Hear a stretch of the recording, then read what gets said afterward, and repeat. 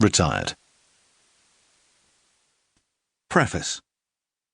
It will never happen to you, will it? You're walking to work through a London street, sipping coffee in a Mumbai hotel or a Paris cafe. Maybe you're in the crowd at a marathon in Boston, or studying in a high school at Columbine.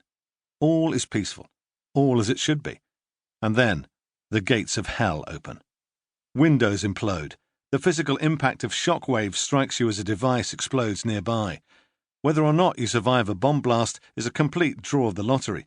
You are one of the lucky ones. But then the shooting begins, and you hear the rattle of automatic gunfire coming your way. Terror takes hold of you. What do you do next? Which way do you turn, and who can you turn to? In military terms, you have, in effect, been ambushed, but you're a civilian. You've had none of the training that automatically kicks in when a soldier comes under attack. You've not been tested under fire. You don't understand the tactical nuances of the choices you next make.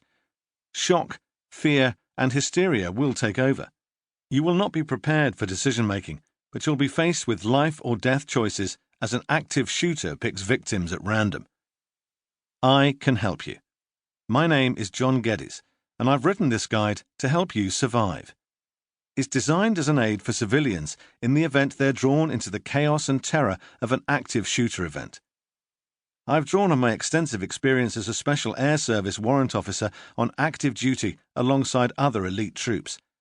I took part in scores of anti-terror operations and covert interdictions around the globe, frequently with colleagues from US Delta Force. And as a young soldier fighting in the Falkland War, I had a sobering introduction to the realities of battlefield casualties. I learned more when I left the Special Forces to pursue a career protecting TV crews, diplomats, and businessmen on perilous journeys into the insurgency and jihad of Iraq, Afghanistan, and Africa. I shepherded them through riots, bombings, and ambushes by gun and grenade.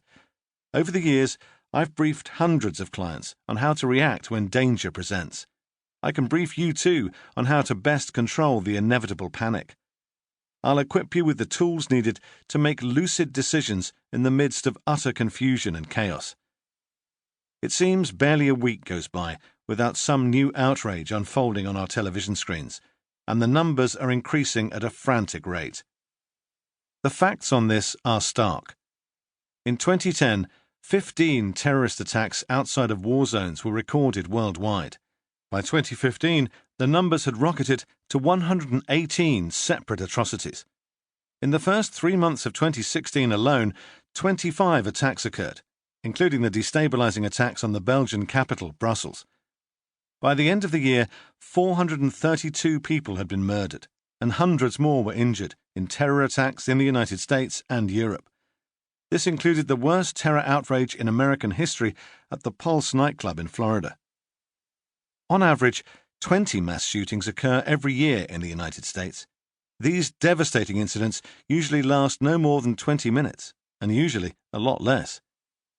If you count the tally in war zones, such as Afghanistan, Syria, Yemen, Libya, and Iraq, the number of incidents soars into the tens of thousands. Countless thousands of innocent people around the globe have been affected by situations of extreme danger played out in otherwise everyday settings. And there's no sign it will abate. Indeed, new threats emerge, with random knife and machete attacks in public places by jihadist beheaders intent on spreading raw terror. This book represents a common-sense approach to the global epidemic of violent attacks on our society. People should hope for the best, but be prepared for the worst in a world at war.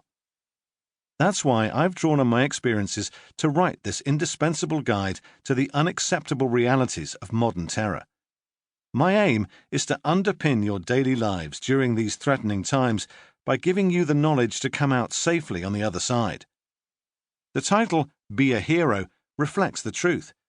You can be a hero simply by keeping your head while others panic. You can be a hero by offering emergency medical help at the scene. You don't have to take on an active shooter to be a hero, but you are a hero if you do. Simply making a decision in the face of such danger is courageous. Being decisive is being heroic. At the core of what I have to say lies an inalienable truth. We are not sheep. We do not have to wait to be slaughtered. We can act to protect ourselves.